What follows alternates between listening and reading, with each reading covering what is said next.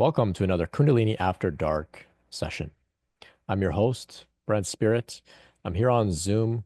We've got 21 in the Zoom room, and a few tuning in on YouTube. Thank you all so much for joining us live tonight. If you're listening in the archive, you can join us for the next Kundalini After Dark session, brentspirit.com/after dark to register. The links to everything that I have to offer is also in the description. You can check it all out. You can also visit the earlier parts of this series as well. We've got over 100 episodes talking about practically everything that I could think of. And so check it all out. But for now, let's lock in together. We're going to talk tonight about Kundalini and the flow. The flow. So a couple different ways of looking at this word flow. This is some fresh stuff coming to me over the past week or so. So I want to unpack it with you all tonight, do a little bit of live integration and processing, if you will. We'll see if this sparks any conversation. I'll open the floor up afterwards for others to share. Maybe you have some questions for the group. Maybe you have some responses to questions for the group. If there are things you would like to celebrate, if there are things you would like to vent about, it's all welcome here.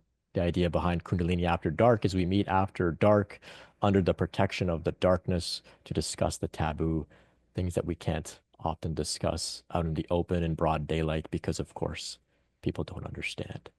But we're all here. We understand one another. So let's see where our conversation goes. Please be aware that we're not here to discuss any medical advice. This isn't a substitute for counseling or psychotherapy. Tonight, we'll be talking about psychedelics in particular. So please keep in mind your safety. Please keep in mind that we're not encouraging anybody to use psychedelics or any illicit substances. Be safe, be mindful of your health, be mindful of what your body is asking for or refusing, and of course, be mindful of the law. So, this idea of Kundalini and the flow. So we think about the flow, we talk about going with the flow, right? If you think about out in the world, out in life, you kind of go on a little adventure, you kind of go with the flow, you don't know where you're going to end up. Interesting things unfold, interesting circumstances arise, you meet certain people, you take a turn here, you take a turn there, and suddenly you're in some really exciting place and all sorts of interesting things are happening, kind of going with the flow, right? So this is something we all, of course, have likely experimented with and had some interesting experiences with. This is the way that I've been living for the past over 10 years, is really trying to tap into the flow and go with the flow in like the most uh, meaningful, extreme ways that I possibly can. So when it first started off for me, I was noting little hints that there was something bigger going on here that I couldn't quite understand. I'm talking about synchronicity. I'm talking about interesting coincidences, interesting turns of events where things just line up perfectly. And, we would call that the flow, right? It implies that there's some sort of movement, some sort of orchestration, some sort of plot unfolding. And of course, it's pretty incredible. It's magical. It's benevolent. It's positive. It's exhilarating. And, it feels as if we are really supported when we go with the flow, right? And so this has been something that, like I said, I've been exploring pretty deeply for the past decade or so. It's well, it culminated in this moment here right now where we're all together. And perhaps, you're being in the flow too, and that's how you found this work and found this community. And so only recently, however, I just felt this deep sort of calling from the universe, from the flow itself, saying, come and explore a little more. Let's dive even deeper. And so, of course, this all coincides with the Kundalini process as well, right? Because the Kundalini process over time has continued to, and it's still an ongoing process, but it has just chipped away the parts of me that feel like I have to control. I have to decide what to do and where to go in every moment with effort. And so the Kundalini process has sort of been dissolving the parts of me that resist the flow, that want to flow upstream or try and swim upstream. And so naturally, as I go through this process, I'm just able to flow more easily in life and more interesting things unfold. And so sometimes we wonder about what is the purpose of Kundalini? What is the purpose of this transformation? Where is this all taking us? And we can use many different words, enlightenment. We can talk about a relaxed, healed nervous system, state of peace, state of union with God, yoga. We could talk about it in so many different ways. And one way we can talk about it here today is it brings you into alignment with the flow, the flow of nature, the flow of life, right? The same thing that's, orchestrating all of the movements in the celestial with the celestial bodies, the same thing that orchestrates, the movements of whatever's unfolding in your body right now, digestion, breathing, heart beating, as well as the same thing that orchestrates your spiritual transformation, right? It's all Shakti, it's all her flow, her energy flow, really. And so recently, um, since December, actually, I've just been on a sort of really intense, accelerated trajectory of a lot of deepening in my understanding, a lot of fresh experiences energetically, a lot of expansion. It's been really intense. Some turbulence as well, but overall, it's been pretty remarkable. And maybe others can relate as well to this timeline. But I just started really taking note of the flow in my external world and how all of these interesting synchronicities were coming about, calling me in a particular direction. And I got really curious the other day about it. And I thought, I really want to tap into this intelligence, to this flow, because clearly it's so magical, it's so supportive, it's so benevolent. What would happen if I really just dove all the way in? So in the beginning, we may have a couple incidences, couple synchronicities, couple events that kind of hint that there's something bigger going on, but there may be one off, there may be somewhat arbitrary or random. And so we take note of them, but then we don't really do much with it. We kind of go back to our regular life and kind of do things as we were. But every now and then these little incidences arise that kind of say, hey, there's something bigger going on here. This can't all just be by chance or random, right? This can't all just be an odd coincidence. It's almost like there is actually something intelligent, orchestrating things that are unfolding in our lives. So rather than seeing them as just one-off experiences that kind of come and go, why don't we find a way to really tap into them and to use that on a regular basis for fun, for magic, for excitement, but also to perhaps get ahead in your life in some way or another, to fulfill your mission in some way or another. And so every little while, I have these phases where it just calls me really deeply. And so I'm going through one of those phases right now. And, a couple interesting experiences, though I could probably talk about 100 in the past like month. But what really invited me to look deeper was, I went to this park right next to my house, like literally the neighboring property next to my place. And there was the first nice spring day, and there's this dog park there. So I just moved here, so I'm just getting used to the area, kind of getting familiar with it, and I see like 100 dogs running around in this park. And as some of you may know, I'm a dog photographer, so I was just seeing all sorts of opportunities with these dogs running around. And so I'm walking around in the park, going with the flow. My intention was to actually intentionally leave my place, go for a walk to go with the flow. And so I stumble upon this dog park. It's incredible. There's about 100 people in the park, and I think I got to ask somebody about, when do people sort of show up here with their dogs? Because I want to take some photos and whatnot. And so I'm looking around and looking for the right person to talk to. So I get a nudge. I approach this one woman. I chat with her. She's super friendly, super informative, tells me about the specific schedule that apparently all of these dogs have. They come at a certain time every day. It's a whole thing. And so then she says, is that what you do? Are you a dog photographer? And so I sort of tell her a little bit about what I do. It turns out that she's actually a therapist like myself. She's an energy healer. She's a shaman. And so we start talking about spirituality and the flow. And, I'm really just like, out of all the people that I could have approached, I happened to pick this one particular person. Especially having just moved here, I'm looking to get plugged into the community, get plugged in to, meeting some interesting people that I kind of, vibe with. And so the flow brings you to this perfect person. And so, of course, like I said, I've been living this way for the past 10 years, but these incidences of late are really calling me to find out more, about what's really going on here and how does this coincide with all of this spiritual awakening process and Kundalini process.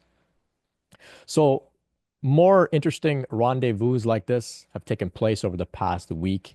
really fascinating stuff. I encounter people with incredible bhakti, incredible devotion, people having Kundalini awakenings.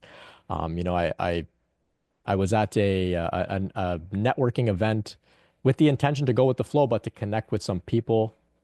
And I get a nudge to leave this event. So I, go to coat check, grab my coat, I leave. I'm not even sure why I'm leaving. It's kind of early.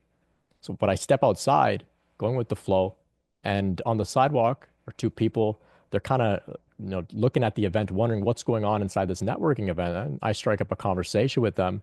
Well, one of them's also a photographer. I thought that was really cool. And then it made sense about why I got the nudge to leave. Right, I'm getting plugged into the whole scene here, the art scene, the photography scene, and all this kind of thing. So that was interesting. I thought, cool, I'm in the flow.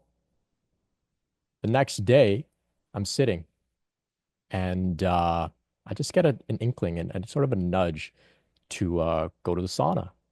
And so a friend of mine, he has a sauna in his condo. So I set the intention to later on, I'll send him a message. I'm busy right now.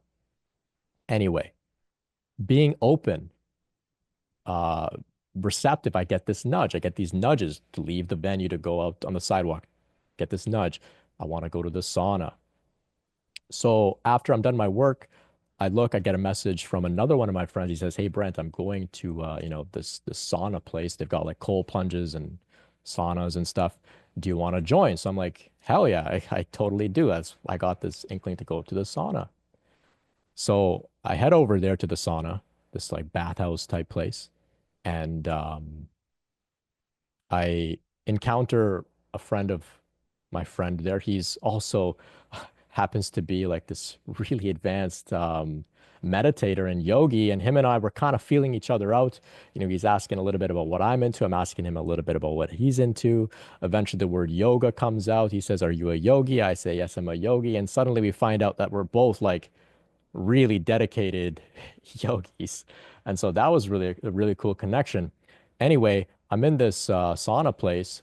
Turns out that photographer that I met the night before is also in the sauna. And so we're both like, what the heck is going on here, right? So I'm just noting all of these interesting rendezvous taking place. Of course, this is Toronto. There's 3 million people there. So it's an odd, quote unquote, coincidence, but of course, it's not a coincidence. So these particular encounters of late really stirred up something in me to want to find out more. And how can I actively, consciously, with intention, tap into this to make it much more efficient and to really go along with it rather than just letting it happen kind of in the background or by chance. I really want to tap into it. And the universe is calling me. It's saying, Brent, come and pay attention to what's going on here and learn how to play, learn how to play. So sometimes people will ask me, Brent, should I do ayahuasca? Should I do a breathwork thing? Should I go to a Shaktipat event? Typically, what I'll say is those things, often if our Kundalini is very active, um, the system is too sensitive to handle like intense things like Shaktipat or breath work, a very intense breath work or psychedelics, for example. Sometimes even yoga or meditation can be too much. And so generally speaking, I'll say, just generally speaking, to avoid those things. However, I always share if it's in your flow, if it feels right for you, follow the call, follow the nudge, and go with the flow. It's perhaps what your system is asking for, right? And so in this instance, I have this burning question of how can I really understand the flow, really go deeper with it? How can I integrate it better into my system? So I had this intention, I kind of just let it go. Over the next few days, actually the next 2 days, I start getting uh, this calling towards psilocybin, psychedelic mushrooms, magic mushrooms. And so, of course, I haven't had a psychedelic trip in years. My system is very sensitive. I kind of have, I've seen too much in a sense. So I've been generally avoiding them. But of course, as you may know, my major Kundalini rising took place in 2015, so about 10 years ago on magic mushrooms. So I have a particular resonance with them in my system. But anyway, I began to hear the name of a particular strain of magic mushrooms multiple times. And so I'm taking note. Interesting. The flow is kind of calling me. Okay, let's see what happens. So I have this clear intention. I'm looking at my calendar, it's kind of lining up. My body, I'm checking in with my body. I'm seeing what is my body asking for here? Is it refusing anything? Is it a yes? Is it a no? And it seems like I'm getting green lights about a sort of psychedelic trip coming up. Well, here in Toronto, we have full-blown stores that just openly sell magic mushrooms, despite them, being illicit. There's just stores that open up somehow. They manage. I don't know. Anyway, I look, there's a store very close to my place. Everything just lines up. And so I end up on a trip for the first time in a long time.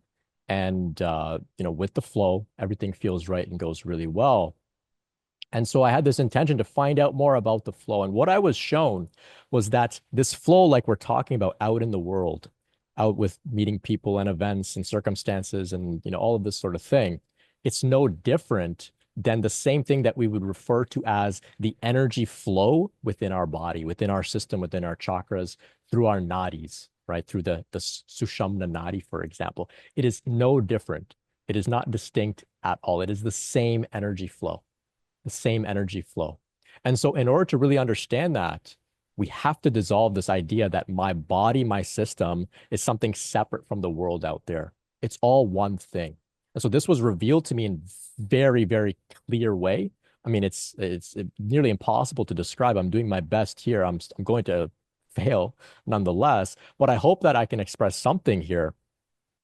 When we look at what's going out in the world in nature, that is all Shakti. When we refer to Kundalini Shakti, we're referring to the coiled, sort of concentrated, potent form of Shakti in the human body that, when uncoiled, facilitates, the awakening and transformation of consciousness within this human system. But it's not a separate thing. It's not this separate thing in your body that's distinct from what's going on out in the world. It is all Shakti. This entire universe is Shakti. This is her dance, right? So in Sanskrit, sometimes we refer to this as Maya. The world is Maya, right? And so some interpret that as meaning the world is illusion. It's unreal. Actually, I disagree with that interpretation. It's not that it's an illusion. It's that it's it's Maya, it's the feminine's dance. It's Shakti's dance. So her dance is actually all of this universe, all of Maya. And so that dance that's happening externally is the same thing that's happening internally. And so I was shown this within my body as I contemplated all of the ways that the universe, that Shakti, will orchestrate events out in the world. Step by step, thought by thought, people are given certain impulses, certain nudges, certain callings, and they follow those callings. And that energy is a movement, it's a flow. And I saw that happening out in the world. And when I began to process it more, it began to move through my body. And that same energy flow began to put me into spontaneous kriyas, really beautiful spontaneous kriyas, mudras, all sorts of, things resembling like traditional Indian dance, yoga, all sorts of very interesting things were happening in my body. And she was directly showing me, saying, Brent, this is no different. This is no different than what's happening out in the world, out in nature, the flow of traffic, the earth orbiting around the sun. This is no different than what's happening in your own body too. It's all me. And so she was expressing all of this to me directly. And at points, the kriyas were getting very intense, somewhat overwhelming. And the moment I got a little bit of some resistance to it, she was so gentle. She paused. She kind of let me process what she had just shown. I took a breath. She'd be gentle with me. And then the moment she recognized I was ready to see more, she would begin again. And so not only was I being shown with each of these energetic movements what was going on, she was also showing me how gentle she could be and how in touch and in tune and empathetic and intelligent she is with the way that she was pausing for me to digest and process and catch my breath and then beginning again. It was such a beautiful, beautiful teaching, a beautiful uncovering and unfolding over this trip. Now, of course, this is my live integration process happening here as I express this to you. I haven't really expressed this anywhere yet at all, so I hope that it made some sense. My system in particular, like I said, has this really great resonance with magic mushrooms with psilocybin, though not for everybody. And of course, you really have to follow your own flow when engaging in anything at all, whether it's even a book, going for a walk, going on an ayahuasca journey, whatever it may be, following your flow. And of course, I'll have to close here with a few important disclaimers. I, I'm I, I'm back, right? I had this incredible experience on drugs, and yet here I am, pretty much the same guy, right? It's not just like this magic pill thing that we do that just completely transforms us. It shows us something, reveals us to us something, gives us some interesting experiences. It can, though not always. And then it's our job to do something with what we've seen and experienced over time. And so that's my intention here. Now that I've had this direct experience of the visceral energy flow, and I've understood in this way that the flow within my own body, with this Kundalini flow, is no different than the flow going on outside that arranges all of the incredible magic and events and synchronicities. My work now is to find a way to not see them as distinct and to embody them both simultaneously as one, because of course they are one. And so, with that said, if you are, of course, considering psychedelic exploration, please check in with your body.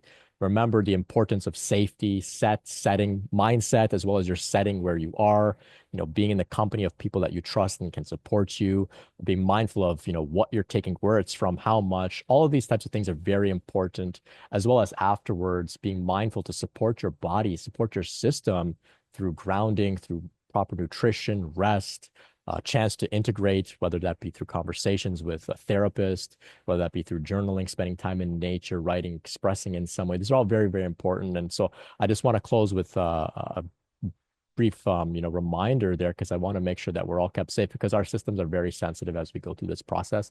I have no intentions at this time to trip more anytime soon. I've seen enough for quite a long time. And so I thank you for joining tonight and tuning in. And I want to hear if I've sparked any interesting ideas in you. Maybe you can relate. Maybe you have something to tag on to what I'm sharing. Maybe you have some questions for myself or the group, some responses.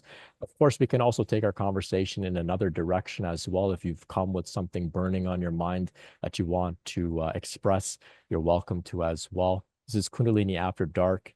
Thank you all so much for tuning in. Check out all the links in the description as well. We've got kundaliniawareness.org with a directory of licensed mental health professionals with Kundalini experience there to support you.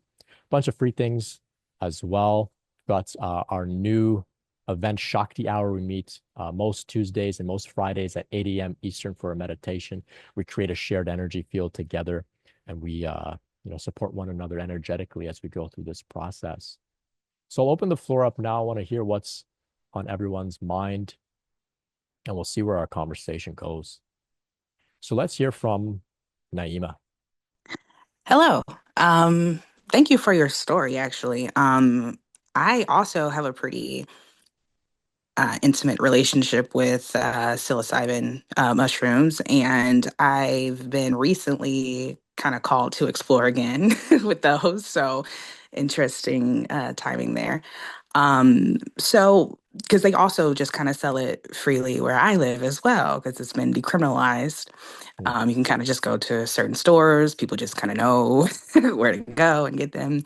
But so anyway, I just wanted to make that note.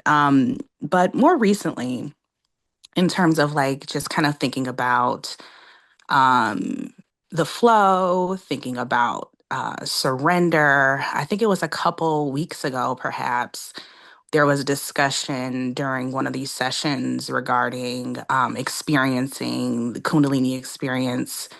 Some people said, like, oh, I experienced Kundalini as like a mother. Some were like, oh no, a rebellious teenager or, father. And that kind of had me thinking, like, I don't know. This is just in my head. Like perhaps, Kundalini appears or shows up in the ways in which you need to experience it, right? So for me, it's always kind of been mothering. I've always kind of felt it as mothering. And but that's also kind of a wound that I have as well. It's like a mother wound, right? So the energy presents in that way. And I think you had even said, like, I just all the mess in my life, I just kind of give over to Kundalini, right? And that really stuck with me because I was like, yeah, that that really helps. That makes a lot of sense. As a mother myself, I'm able to see that. I have a daughter, and I am her mom. And she's young. She's 5, and e- I'm always behind her, picking up things, making sure she's okay. Like I'm taking care of her, like, oh, I told her to do something and she didn't do it fully and now she's asleep. And I'm like, okay, well, I'll just clean that up, Just in that way, I said, wow, okay, this makes a lot of sense. And as I reparent myself, I'm giving that over to her as well. And a lot of people are like, "Oh, you're doing a great job," with her and everything, And so I'm like, yeah, I do feel like a really great mother, right? I'm reparenting myself. I'm, parenting her,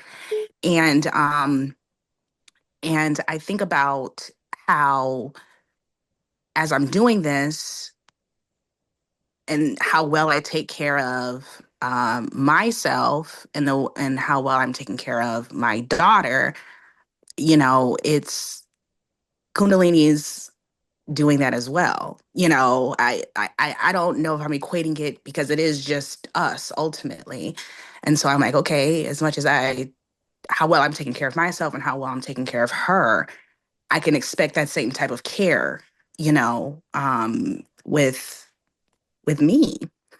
And right now I'm being called to rest and to take care of myself. And during this process, I've gone through a lot this past year. And I'm like, okay, I can rest and take care of myself. And I don't have to, think so much about, the quote unquote mess in my life. Like it's taken care of, as long as I'm here doing as best as I can. Um, and giving that to my daughter as well, just as a example of this is how we mother, this is how we parent, this is how you give, your loved ones the things that they need. That also is being given to me. And so that's just really helped me a lot. And that's just been a recent thing. And it's allowed me space to process and let go and just kind of come further into surrender and understanding, as well as I'm reparenting myself and the way that I'm parenting my daughter, that same level is will be given to me. And I don't have to concern myself um, about it, really. So yeah, just surrender. Everything's okay. Everything's going to be all right. So Mm. just wanted to extend my gratitude, I guess, to the group and to you, just to kind of help me further along on that journey to surrender. So, thanks. Yeah. Oh, thank you. Thank you. Naima, question for you. Um, Yep. it feels right and natural and enjoyable to take care of your daughter, does it not? Yeah, absolutely. Right. Yeah, right. That's how it feels for Shakti as well to take care of us. I mean, it's tiring, but Yeah. I'm not going to say it's not without Yeah. its Yeah. Yeah. challenges. But when you see the person that they're becoming and the work paying off and how amazing they're doing, it's just like, yes, no, all that work and time and energy, yes, it was draining, but geez, here it is. Like, look at how amazing she's growing up and how well she's being taken care of and how well she speaks about me, as her mother. Our relationship is like so good. And it's like, yeah, it's tough, but it's worth it, at the end. And I love it. Yeah. Yeah. That's beautiful. That's beautiful. Yeah. And I think that attitude is how the Divine Mother, the divine in general, however we conceive of it, Father, Mother, Source, it like really enjoys taking care of us. I don't think it's a chore or it's like, you know, it wants to do that for us. The same way that you want to see your daughter thrive and grow and support her in the same way. That's really beautiful. Thank you for sharing that. Yeah, thank you all. Seriously, Yeah. thank you. It's helpful. Yeah. Yeah. Sometimes we feel like, if we have to like when we seek support from the divine, it's like we're asking the divine to like do us a favor. It's like it's not doing us a favor. It wants to take care of us. Like it's so enjoyable, right?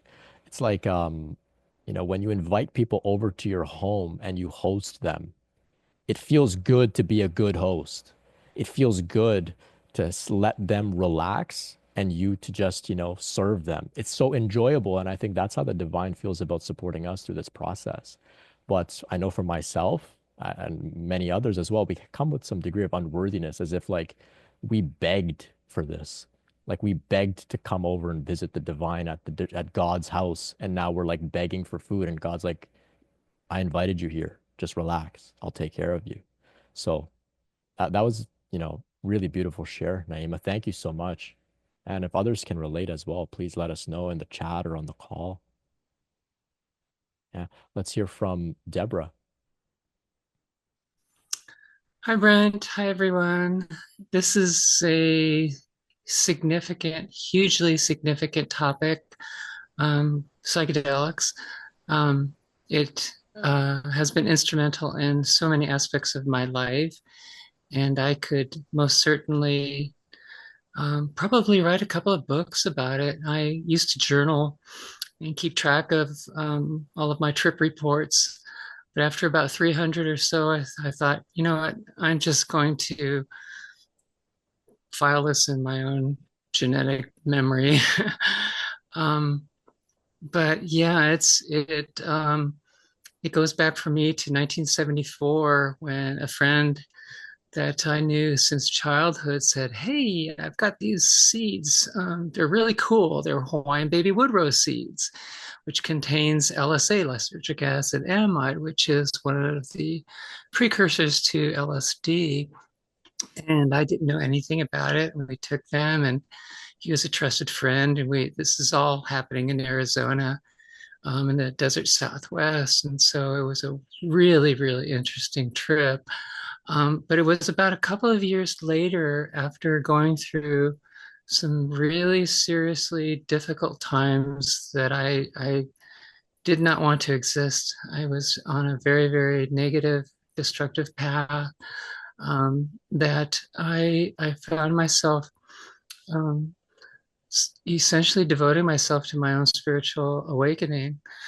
And I didn't know exactly where I was going to go. I ended up leaving the Catholic Church and then falling into evangelical Christianity, which was like, oh, I never saw any of this in Catholic Church, and then that broadened my scope to starting to learn and study many different world religions. And then the same friend showed up a couple of years later. And these are like really amazing friends. Like one person's going to MIT, another friend is going to Caltech, and we're all like studying psychology and mathematics and chemistry. And of course, I'm the musician and studying, music. And my friend had a wonderful source of LSD because he was making it in his dorm room. So I knew that this was all coming from a really, really good person. And for about 3 years, this very small group of people, we tripped so many times. And we learned very early on, not only by reading all of the classical literature at the time from everybody from Art Clubs to Ram Dass to Timothy Leary, Stan Groff, just everything that we could consume at the time, to not only understand the way to approach this with reverence and humility, but also opening ourselves to the experiences that were coming to us. And at times it was absolutely startling. There were so many experiences that were so mind blowing that we couldn't share with other people.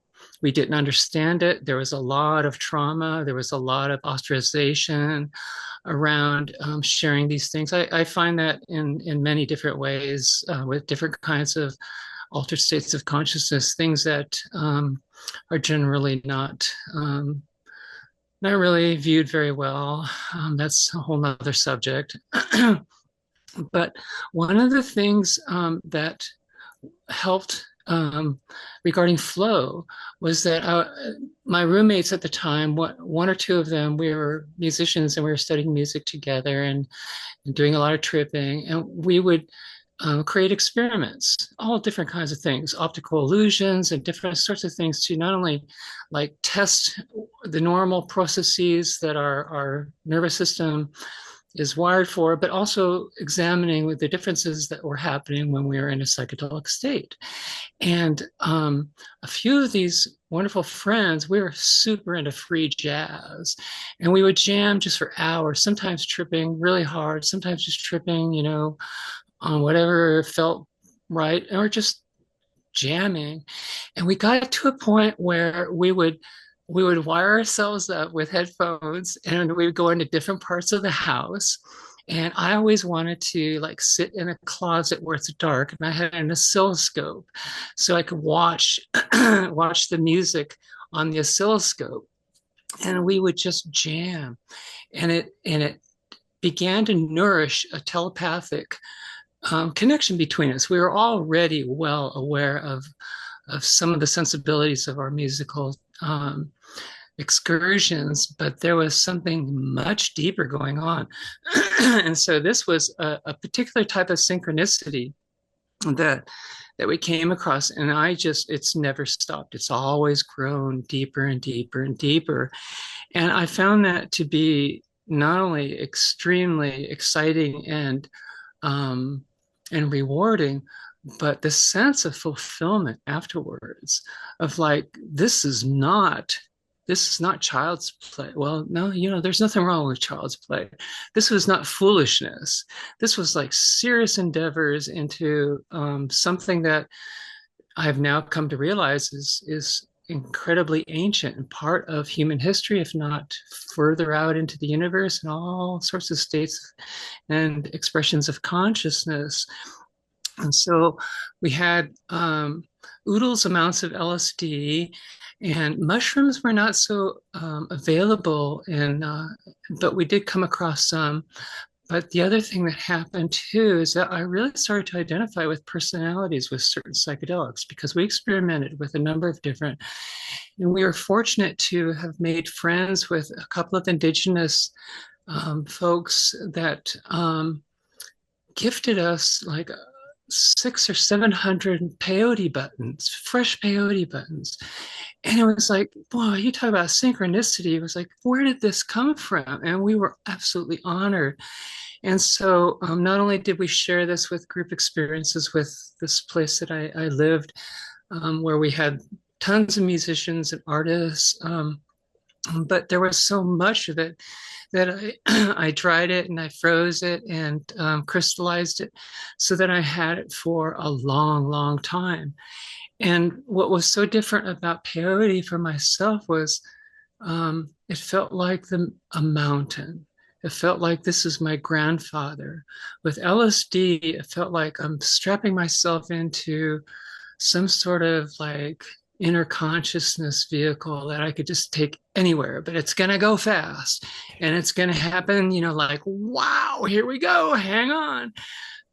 With peyote, it was like being held in the arms of an ancient one. And the wisdom and the gentleness was incredible. When I moved to the Pacific Northwest, I was able to find connections with mycologists in this region that were not only expert, but also taught me, and I helped to work with them in creating a very, very large supply of psilocybin mushrooms. This was happening right around the time of the pandemic. And our intention was to not only like what MAPS was doing is as far as like MDMA, addressing issues of PTSD, but our purpose was twofold, was to help those who were struggling with stress, anxiety, PTSD, but also approaching death. It's been long known, there's lots of experience or experimentation and studies regarding especially psilocybin to help mitigate some of the fear around death and terminal illness.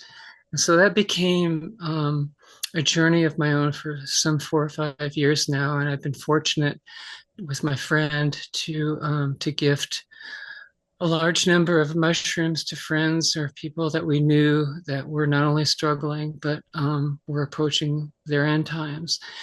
And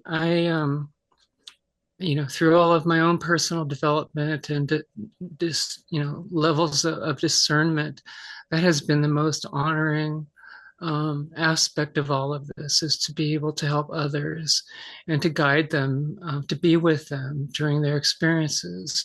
Um, and so through my own journey, it's wonderful, but the experience of sitting with another person who may be at their very end or struggling with some really deep trauma has been nothing less than a divine blessing. So I express as much of this as I can in my music, but most importantly, it's the presence and being with other people um, that has brought me to this point, and I am so grateful to have traveled this road so far. So someday maybe I'll be able to write some of this down. I keep promising myself, but you know how it goes. So thank you for bringing up this topic, Brent. This is Yeah. so significant. I just love it, and I love that we're in a community that we can talk about these things freely without judgment. Yeah. Well, Deborah, Blessings thank all. you. Yeah, thank you so much for your contribution. I would love to read whatever you would have to write about, so many incredible trips. That's really incredible. Yeah, I can relate. There has been times where I thought I could write about some of these experiences I've had, but they just start happening so frequently and so intense, and they're so like interwoven that I don't even know where to begin. So I just let it go. I set the intention. I said my body will remember what it needs to remember. The rest, I'll just let it dissolve. Um, Deborah, I'm curious if you've had any significant Kundalini related experiences in conjunction with your psychedelic exploration. Any tips for those who may be going through intense Kundalini awakening and considering psychedelics and things like that? Anything to share? Yes. I read and studied about Kundalini Hinduism, Buddhism, way early on, kind of centered myself more into Taoism and Sufism. And I've read and also have been with people who have gone through different sorts of awakenings. And one thing I think this is only from a personal point of view, is don't predispose too much. Like one of the things that I like, expectation can be interesting. If it's like I expect to have a wonderful day today, but especially I've listened to a lot of conversations through your meetings and read a lot of the posts, and there's so many varieties and so many different ways that expansion of consciousness can present itself. And sometimes it most certainly can be upsetting. There have been times when I did not know what was happening, like a feeling of, I used to say or try to explain to people, imagine yourself just turning into sand and then everything just falls apart. As sort of, I don't want to call it a dissolution of the ego, but it just felt as though I'm in some other place. And so I guess my only advice is, approach with caution, because you are so significant. We are all so wonderfully loved. Um, Approach with curiosity, and always have a safety plan. Sometimes some things can get really, really intense. Like, I know some folks that have experienced really difficult things, nothing like I've ever experienced, but it traumatized them, and they didn't have the resources or the environment, the set and setting, but trusted people in their life that they could reach out to and say, I need a little help here. So I guess that would be the only thing, because I think Kundalini itself arises and manifests in so many different ways. And there's so many ways that we can describe it. Um, but welcome it with your whole heart and soul, and trust that that you are loved and that you're cared for.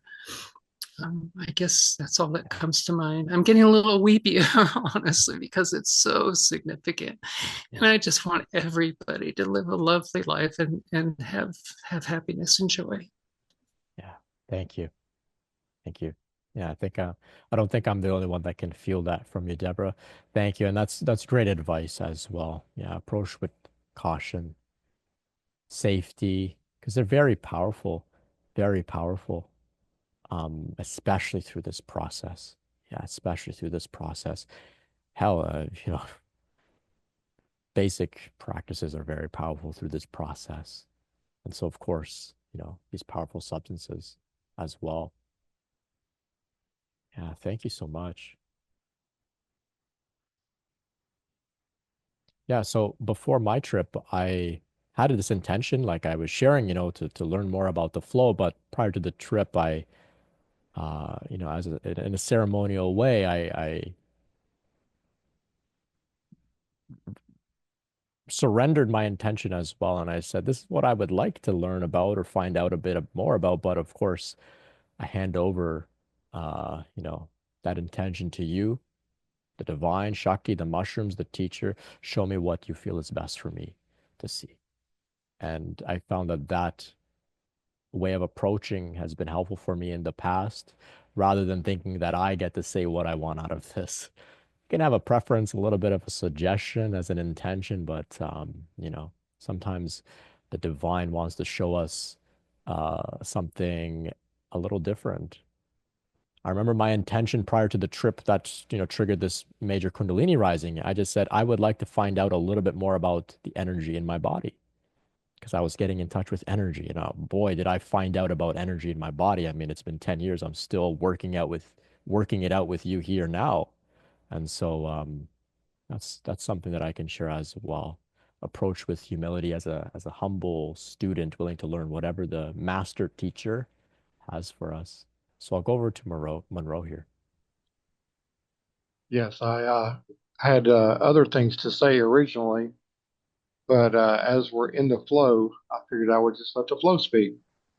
Great. Um, I did want to mention a warning about peak experiences, which what drugs are related to called a peak experience, I guess you would say, because I had this problem with it. If you do it a lot in a short amount of time, you can get addicted to the peak. Hmm. And it's hard to bring back all that information, that gestalt of information with you back into consciousness. You end up losing a lot of it. So I have put away that for a while. I'm not saying I'll never trip again or anything like that, but I feel like I'm trying to build something naturally and flow naturally, climb up to the peak this time instead of jump from peak to peak, Hmm. because that's what's called the great work. And you understand much more when you climb the peak. And now I'm not saying don't you occasionally use it, because sometimes you need it to get past certain blocks. You need that little peak experience to take you there. Um, but bringing back that information is sometimes really hard because there's so much information you're given, it's almost impossible to remember it all. And I saw somebody in the chat was saying that they let it, there's so much they got that of their flow, that they just had to let it happen because they couldn't write it down, they couldn't speak it. But I have found, even if I write anything down during the process, know what I'm doing, I'm bringing that back through because I did write it down. I'm bringing back, I'm putting that in front of me where I can see it.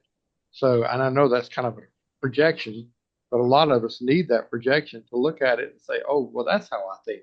I just put it on paper. That's how I think. And I'm realizing lately that overthinking is because we put too much effort into thinking itself instead of thinking long and deep. What I mean by that is we give that to our intuition or higher self, if you will, and say, here's what I need an answer to. and then let go of it completely. And sometimes it's overnight. Sometimes it takes weeks. Sometimes it takes months to get an answer. But the more you let it go and you release the outcome, the more information it leads you to other areas that you weren't even expecting. And you're like, oh, wow, this door opened up. This door opened up. One of my experiences right now, I own a power washing business, and it's springtime and the pollen is everywhere. So people are waiting to wash until after the pollen has done its thing, which means my work is completely dead right now, which means my finances are in a state of ruin because I have all these bills still piling up and no income. But the thing is, I've been here before, and I guess I needed to look at it again. But in this darkness, if you will, of a lack, if you want to call it that, I find an abundance of information. This time I'm looking around, I'm not freaking out. I'm looking around and be like, what did I not see the last time I was in this kind of position? What kind of what gem can I search around in this darkness at the bottom down here in the deep and bring back with me when I come out of this? Because I feel like, the metaphor of the arrow being pulled back Hmm. and being pulled back. And another thing about that is from April 15th forward, I'm already starting to book up like this one job. Every day I'm getting calls, booking out. So I'm literally feeling like that arrow being pulled back, but I'm like, oh, think bigger. I don't want to be an arrow. I want to be a net, because the bigger the net is, the more that I'm going to be able to pull down. Well, my reasoning for pulling down is not just financial stability, but how many people am I going to be able to help with more money? It's not about the money. The money is the tool. It's about what I can do with the money. And Yeah. when you realize that the purpose in your life, that's what you're after, not the money. But like David was saying, when you go after that purpose, it it changes everything. It changes your whole outlook. It'll change you. Um, but I believe that's pretty much all I had to say. But I did. Oh, I did have one other thing to say. The power of words. Let me demonstrate. Okay, stay with me for a moment. Now we're resonating higher, are we not? Did you feel that? Hmm. Now let my words take you even higher. Now let me take you to the crown. Now let me take you out into the stratosphere for a little bit. And now we're beyond what we can actually comprehend. But now the energy level, our interconnection with all of us here in this group, is at a level because we're availing ourselves to the things that are outside of ourselves. But we're each experiencing this as one. We are one in this group here. And the oneness of our consciousness, or the unity, I'd rather call it a unity because it's all unified. The entire universe, like you're saying, is unified. It's all one intellect. It's all one consciousness. It's all one energy. The frequencies change, but it's still all light. Light, as science has just found recently, that eventually everything will turn to light, because when you put a positron and an electron together, instead of them canceling each other out, the electron and the positron, they create two photons, which are light. So everything is eventually going to turn to light. And if you think about that for a minute, that's mind blowing. That is just mind blowing. So eventually we're all going to get there. There's nothing to worry about. There's nothing to fear. We're all good. Hmm. There's nothing to fear. Whatever you're going through, there's nothing to fear. It's only temporary. You'll get through it. I believe that's all I have to say. Thanks. Beautiful. Thank you, Monroe, for blowing our minds. Yeah, incredible. Let's hear from Carissa. Hi, everyone. This is just more of a contemplation. Just this past week, I was contemplating with a friend about the flow versus manifestation. And I used to be a manifester. So when I like got into spirituality, it was with like Louise Hay and Wayne Dyer, and and it really helped me. It helped me like get into a more stable life situation. And then when I needed a house, I was able to visualize and manifest and like get my house. Like it worked. And then my Kundalini awakening really increased so much, and I became at times just blissed out for no reason, right? And kind of lost like desire and those aspects of myself. And and so my friend, my best friend, she was like asking me, "Do you want to join this like week-long manifestation course where every day we like watch a video for 90 minutes and we try to manifest what we want?" And now I feel like this repulsion to manifestation, like this inner, it's a really massive, like it's maybe extreme. And it's odd because I know manifestation works and I know visualization works and I know, and I have clear results of those things in my life. And then on the other end, in 2024, I started the year. I was like, I'm not setting any intentions. I'm going to go with the flow. And like, I trust Shakti and like, I'm going into this. And then I ended up having like the hardest year of my life by far.